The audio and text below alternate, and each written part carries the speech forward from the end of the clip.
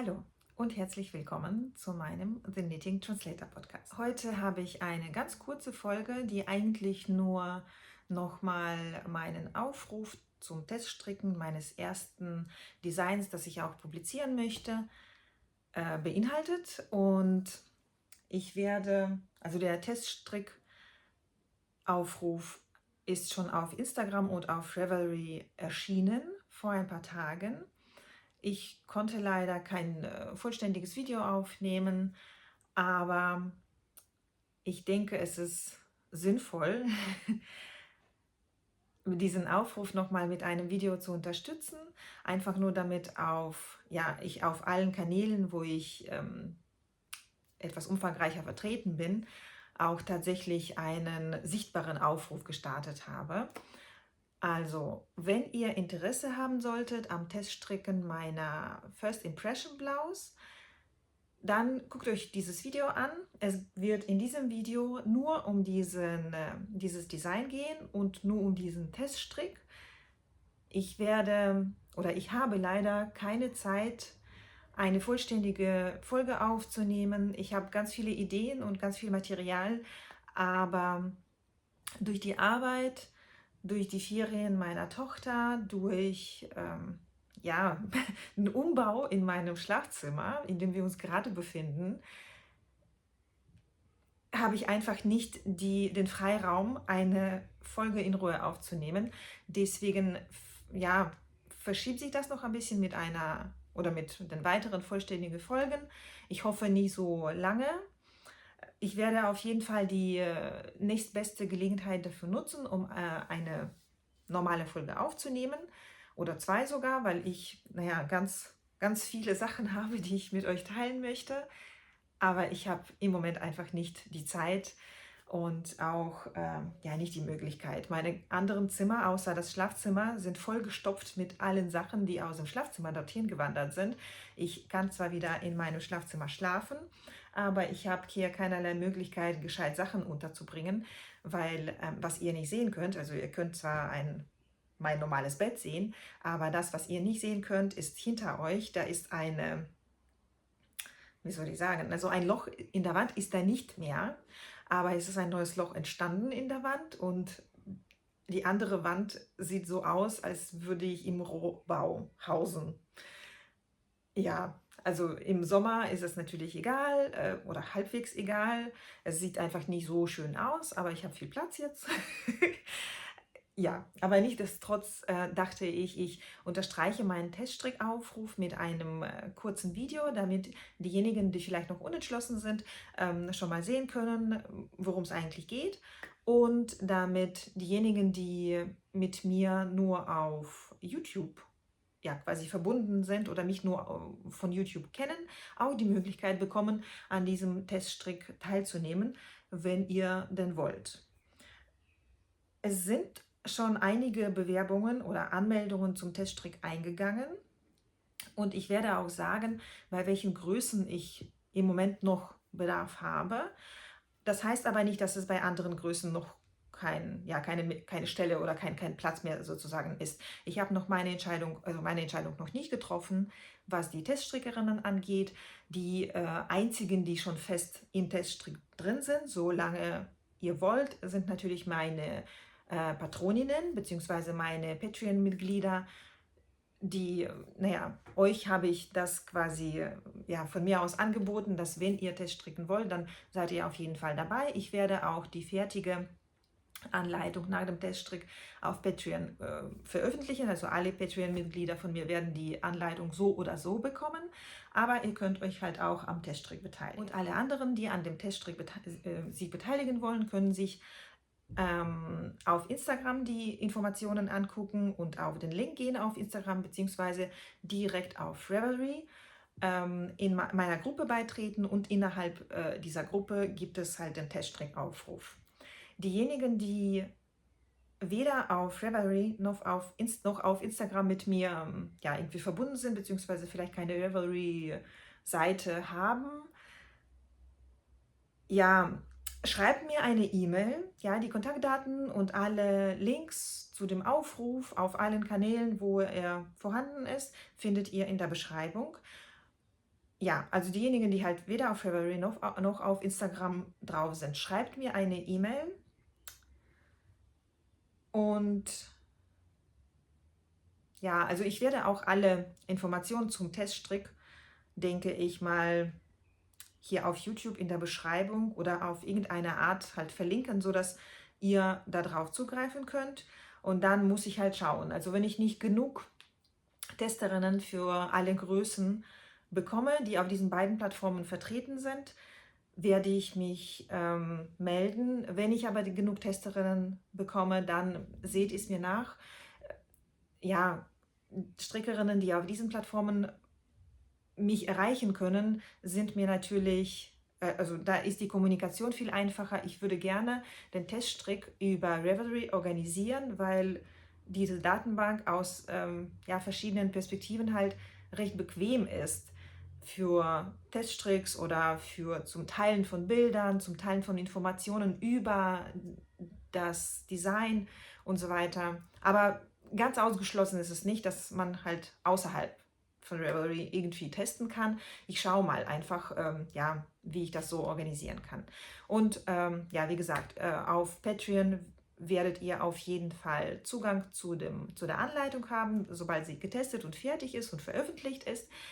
Also kostenlos neben der Gebühr, die ihr für meine Clubmitgliedschaft zahlt. Ja, da wird es auch alle weiteren Anleitungen zum kostenlosen Download geben und andere profitable Sachen. Darauf wollte ich noch hinweisen. Aber jetzt geht es um den Teststrick für meine First Impression Blouse. Ich zeige die allererste Version, die alle schon quasi gesehen haben, auch schon mehrfach. Es gibt zwei Versionen. Es gibt eine Langarm-Version, das ist diese hier. Ja, die lag naja, in einer schönen Kiste. Das, ja, also Langarm, logisch. Das ist ein klassischer Rundmassendesign. Man fängt oben an und strickt quasi nach unten. Und es gibt das Formen des Halsausschnitts hinten mit verkürzten Reihen. Also man sieht von vorne eigentlich, dass der Rückenteil höher ist. Das ist mit verkürzten Reihen geformt, ist aber recht einfach. Alle ja, Techniken sind in der Anleitung beschrieben und dann gibt es eine Streifenabfolge von glatt rechts und Lace oder Lochmusterstreifen. Dieses Lochmuster wiederholt sich immer, also da sind nur 4 verschiedene oder eigentlich nicht mal verschiedene, aber auf jeden Fall in jedem Streifen sind es 5 Runden, die überhaupt ein Lace-Muster beinhalten und dann wiederholen sich halt und dazwischen sind dann eben natürlich die Glatt-Rechts-Runden. Das heißt, jeder Streifen, sowohl Glatt-Rechts als auch Lace-Muster, besteht aus 10 Runden. Ja, bei einzelnen Größen muss ich gerade noch nachjustieren, ob ich die Glatt-Rechts-Streifen etwas schmaler mache oder was ich da quasi ändern kann oder ob ich das überhaupt ändere, aber auf jeden Fall ist es eine regelmäßige Wiederholung von verschiedenen Streifen. Nur oben wird quasi das Lace-Muster angekündigt, indem ich einfach nur so eine Löcherkette mache. Das ist die erste Zunahmerunde gleichzeitig. Gestrickt ist das mit der 375er Nadel, mit einem Fingering Garn, also auf 100 Meter hatte ich 366, nee, auf 100 Gramm hatte ich 366 Meter. Das ist ein handgefärbtes Garn von das Strickzimmer, von der lieben Sabine. Was noch?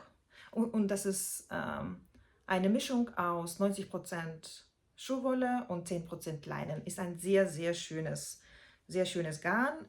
Naja, gut, für aktuelle Wetterverhältnisse etwas zu warm, aber durch das Lace werde ich den Pullover, also die Bluse, sicherlich auch noch im Sommer tragen können. Nicht bei diesen Temperaturen, aber später sicherlich, wenn es ein bisschen abgekühlt ist. Und die Wolle ist mit Avocado gefärbt. Ja, ich finde die Farbe einfach nur grandios. Diese Färbung finde ich super.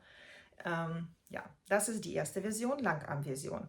Und man sieht, die Ärmel sind einfach nur gerade gestrickt, beziehungsweise man sieht es vielleicht nicht unbedingt, aber die Ärmel, Moment.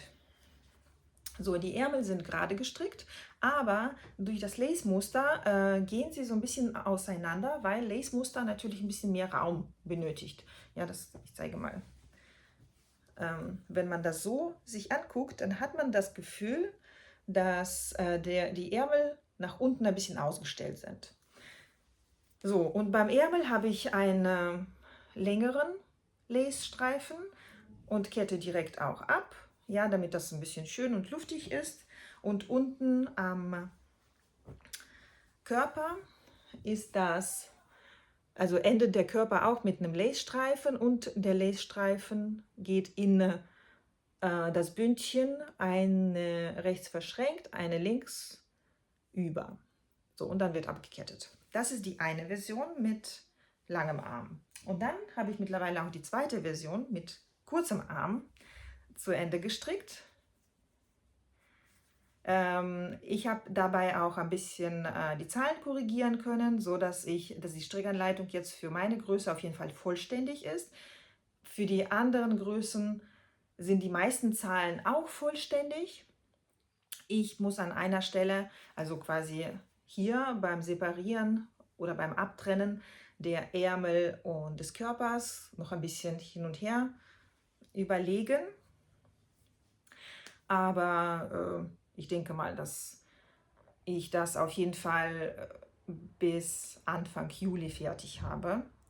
Ja, also Kurzarmversion. Die ist aus einem Single-Garn von das Mondschaf gestrickt. Ebenfalls 366 Meter auf 100 Gramm. Und also handgefärbt auch. Ja, die sieht so aus. Das meiste ist gleich wie bei der Langarmversion.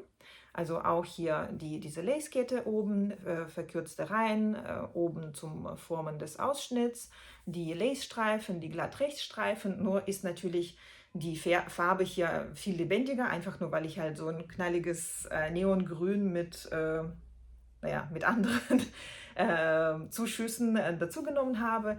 Die Wolle hat halt hier so ein bisschen was Rostfarbenes, ein bisschen Rostorange, dann irgendwie, ich glaube, teilweise ist auch ein bisschen ganz minimal blau dabei, hier sowas wie rot-rosa oder Rost, ja, oder so Himbeer, wie auch immer.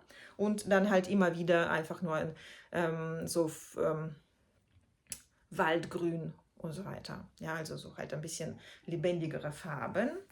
Und der kurze Arm ist ganz kurz, also es gibt eigentlich kein Ärmel, außer dass ich nach der Abtrennung des Ärmels, die ja bei meiner Größe, also direkt nach dem Lace-Streifen geschieht, habe ich beim Ärmel einfach nur ein bisschen Bündchen dran gestrickt, auch eine rechts verschränkt, eine links und abgekettet. Ja, und unten halt genauso.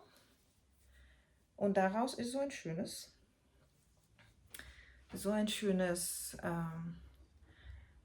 T-Shirt entstanden. Und das ist 100% Wolle übrigens, Merino-Wolle, sehr weich, auch viel zu warm für die Wetterverhältnisse aktuell. Also ja, genau, also das ist die Kurzarmversion. Ach ja, genau, ich merke immer wieder mit Erstaunen, wie schön diese Farbe an mir aussieht, obwohl sie so knallig ist. Ich mag ja eigentlich so gedämpfte Farben, aber dieses Grün steht mir offensichtlich ganz gut. Ja, und beim Teststrickaufruf geht es entsprechend darum, dass meine Teststrickerinnen meine Anleitung nachstricken, und zwar für die Größen XS bis 3XL. Die habe ich mir ausrechnen können, beziehungsweise weniger als XS ist ja quasi sehr selten gegeben bei Erwachsenengrößen. Größer als 3XL in Deutschland, glaube ich, auch relativ wenig vertreten. Und da muss man noch mehr rechnen, falls Bedarf sein sollte nach Größen über 3XL. Schaut bitte auch in den Informationen in der Beschreibung zum Beispiel oder auf Ravelry oder auf Instagram, wo halt die Informationen über die Anleitung drinstehen. Schaut bitte, wenn ihr denkt, dass ihr eine Größe über 3XL haben könntet. Schaut bitte bei den Zentimeterangaben, ob das tatsächlich der Fall ist. Und wenn es jemanden gibt, der als Teststrickerin nach anderen Kriterien für mich durchgehen könnte und die Größe 4XL hat oder haben sollte, kann ich noch mal schauen, ob ich das vielleicht so durchrechnen kann in einer vertretbaren Zeit und das dann auch vergebe. Also ich würde mich freuen, wenn ich quasi die Größenpalette abdecken kann, die in Deutschland auch stark vertreten ist oder überhaupt vertreten ist unter Strickerinnen. Ich habe jetzt quasi die Grenze bei 3XL gezogen, einfach nur, weil das so die Größe schien, die noch vertreten ist, aber immer weniger vertreten ist. Ja, die Größenverteilung in der Bevölkerung ist ja normal verteilt. Das heißt, also meine Größe scheint eigentlich so die häufigste zu sein, wobei bei den Teststrickerinnen, die bereits gemeldet haben, eigentlich nicht, interessanterweise. Ja, also die beiden Modelle, die ich jetzt gezeigt habe, oder die beiden Musterstücke, die ich gezeigt habe, die sind in Größe L nach meiner Anleitung gestrickt. Das ist Brustumfang 100 cm plus ein bisschen, also plus 4 bis 5 cm Überweite oder Mehrweite. Ja, aber ansonsten geht es bis 134 cm, glaube ich, bei mir. Und der Teststrick soll bis Ende Juli, also bis zum 31. Juli laufen. Nachgestrickt werden sollen Modelle mit kurzem Arm und mit langem Arm. Also jede Teststrickerin natürlich nur ein Modell. Schön wäre es, wenn ich ein paar Teststrickerinnen mehr bekommen könnte für die Langarmversionen. Die meisten, die sich gemeldet haben, wollen natürlich die Kurzarmversion stricken, weil wir Sommer haben. Und zwar einen recht warmen Sommer gerade. Aber vielleicht melden sich ja noch ein paar von euch, die die Langarmversion nachstricken wollen. Und zwar für die Größen, insbesondere für die Größen. Also hier habe ich das gar nicht stehen. Aber soweit ich mich erinnern kann, ist die Größe XS noch ganz unbesetzt. Und die Größen 2XL und 3XL sind auch noch unbesetzt. Da wäre ich auch zufrieden, wenn das Kurzarmversionen sind. Ich kann mir schon vorstellen, dass wenn man mit dieser Maschenprobe strickt, dass man ein bisschen mehr als 4 Wochen brauchen könnte. Gerade im Sommer, wenn es so heiß ist, strickt man auch nicht so viel. Je nachdem natürlich mit welchem Garn, aber da kann ich mir vorstellen, dass das vielleicht ein Problem werden könnte, wenn die Temperaturen sie so halten. Wenn ihr woanders wohnt, wo es im Moment nie so heiß ist, freue ich mich umso mehr, wenn ihr meine Anleitung testen könntet und halt ja bis Ende Juli nachstricken könntet. Die Maschenprobe beträgt 21,5 Maschen mal, das muss ich nachgucken, mal 32,5 Runden. Natürlich geht es plus minus 0,5, ja, das heißt, dadurch, dass das so ein relativ lässiges Modell ist, das nicht viel Überweite hat, aber schon ein bisschen. Ja, man kann natürlich mit der Überweite ein bisschen spielen, indem man eine ganz minimal kleinere oder größere Maschenprobe hat. Optimal wäre es aber natürlich, wenn ihr die Maschenprobe ungefähr treffen könntet. Also sprich 21 oder 22 Maschen, beziehungsweise alles dazwischen, auf 10 cm hättet. Und dann halt 32, 33 Runden. Was noch? Ja, also es gibt nie so viele Techniken, die man da können muss. Alle Techniken ja, werden benannt natürlich, wenn man sie irgendwie beherrschen sollte. Es gibt ein Chart, für das Lace-Muster gibt es Charts. Man muss also ein Chart lesen können.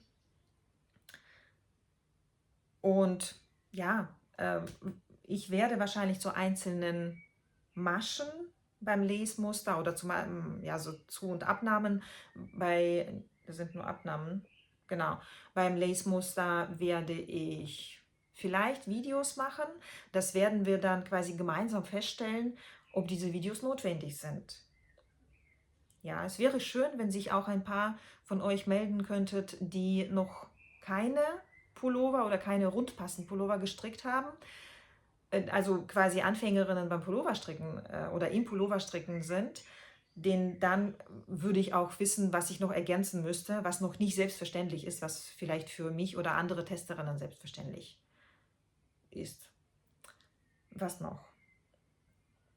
Ja, ich glaube, das ist alles. Ich glaube, ich habe es geschafft mit dem kleinen Videoaufruf. Was kann ich noch dazu sagen? Also ich habe mit der Nadel 3,75 oder 3,75 mm gestrickt. Ach ja, genau. Es geht im Moment nur um die deutschsprachige Anleitung. Die englischsprachige werde ich im Nachgang erstellen. Ich bin mir nicht sicher, inwieweit ich sie noch testen muss. Denn wenn ich alle Größen mit der deutschsprachigen Anleitung getestet habe, muss ich natürlich die Zahlen nicht mehr testen oder nicht mehr prüfen lassen. Wenn eine von euch mich jetzt versteht in deutscher Sprache, beziehungsweise mit den Untertiteln diesen Teststrickaufruf sehen kann und das Modell unbedingt testen möchte in englischer Sprache, bitte melden per E-Mail oder Ravelry oder halt jeden beliebigen anderen Kanal und mir schreiben, dass sie die englischsprachige Anleitung testen möchte. Dann nehme ich dich entweder auf die Liste oder ich bemühe mich, die Anleitung möglichst schnell zu übersetzen und quasi noch während diesen ersten Testdurchlaufs, der hoffentlich der einzige bleibt, ja, würde ich mich dann melden und die Anleitung in englischer Sprache schon mal zur Verfügung stellen. Das würde mich auch sehr reizen, das direkt quasi anzustoßen. Was noch? Ach ja, genau, jetzt weiß ich, was ich sonst noch sagen wollte. Die Größe XS hat den Brustumfang von, habe ich das irgendwo hier stehen? Müsste ich eigentlich, genau, von 74 Zentimetern. Das heißt, wenn ihr selbst vielleicht größer als 74 Zentimeter im Brustumfang seid, aber ihr eine Tochter habt, die ungefähr so diesen Brustumfang hat, gerne melden, dann ja, könnt ihr das natürlich auch für ein Kind testen. Ich schätze mal, das könnte dann ein Kind von 10 bis 16 Jahren sein mit dieser Größe. Maximal, also frühestens mit 10, denke ich. Ansonsten teste ich die Größe selbst. Für meine Tochter, die irgendwann diese Größe erreichen wird, noch sind wir nicht so weit, aber irgendwann wird sie soweit sein. Ja, aber das geht natürlich auch für ein Kind, weil dieses Modell ja quasi zeitlos ist. So bilde ich mir das jedenfalls ein. Ja, also freue ich mich auf eure Meldungen zum Teststricken. Wenn ihr für mich Test strickt, dann ja, bin ich euch erstens sehr, sehr, sehr, sehr dankbar. Ihr würdet mich dabei unterstützen, ja, diese Anleitung möglichst so zu machen, dass möglichst viele Menschen sie nachstricken können. Ihr würdet natürlich die Anleitung nach dem Teststricken, nach allen Korrekturen auch zur Verfügung gestellt bekommen, entweder über Ravelry oder per E-Mail als PDF. Ihr würdet auch einen Gutschein für eine weitere Anleitung von mir bekommen, also für meine nächste oder übernächste, also für meinen Ravelry-Shop quasi oder halt für meinen Etsy-Shop. Und wahrscheinlich werde ich auch etwas verlosen unter Strickerinnen, also logischerweise Wolle, die jetzt übrigens im Nachbarzimmer, in meinem Arbeitszimmer, wo ich früher die Podcast-Folgen aufgenommen habe, untergebracht ist. Jetzt sieht man wirklich zum ersten Mal meinen gesamten Stash in einem Raum. Das war für mich schon so ein bisschen, wie soll ich sagen, das war einerseits schön, andererseits zeigte es mir nochmal, wie viel Wolle ich eigentlich habe. Die war ja auf zweieinhalb Zimmer verteilt. Jetzt habe ich sie komplett in einem Zimmer. Und das hat mich schon zurückgehalten, neue Wolle zu bestellen. Ich habe ja vor kurzem Geburtstag gehabt und üblicherweise bestelle ich mir als Geschenk oder als einen Gutschein, wenn ich einen Gutschein geschenkt bekomme oder halt für mich einfach nur um was Schönes mir am Geburtstag zu machen oder mir was Schönes zu tun, bestelle ich Wolle. Ich habe keine Wolle bestellt. Na gut, ich bin bald auch unterwegs durch Deutschland und werde ein paar Läden besuchen. Und danach kommt ja das Wollfestival in Kassel. Da werde ich also geplant ist, dass ich auf jeden Fall dorthin fahre am Samstag. Also sollte ich vielleicht mein Portemonnaie ein bisschen geschlossen halten erstmal, während ich unterwegs bin in Deutschland, und dann kann ich auf dem Kasseler Wollfestival umso mehr zuschlagen. Naja. Ja, auf jeden Fall, ich hoffe, ich werde es bis zum Wollfestival in Kassel schaffen, eine neue Folge aufzunehmen. Und wenn nicht, sehen wir uns vielleicht in Kassel. Wenn ihr mich dort sehen solltet, sprecht mich an. Ich freue mich. Mehr weiß ich gar nicht, was ich nur dazu sagen soll. Ich verabschiede mich jetzt einfach. Ich bin jetzt im Urlaub, habe zwar noch 1000 Sachen zu erledigen, bevor wir fahren, aber ich freue mich auf diese Urlaubszeit. Ich freue mich darauf, Freunde und Verwandte zu sehen. Und ich wünsche euch einen sehr, sehr, sehr schönen Sommer schon mal. Ihr habt ja sicher auch Urlaube entweder gehabt vor kurzem oder werdet bald einen Urlaub haben. Die Kinder sind jetzt in Nordrhein-Westfalen und ich glaube in ein paar anderen Ländern schulfrei. Also wünsche ich euch eine schöne Zeit mit euren Familien.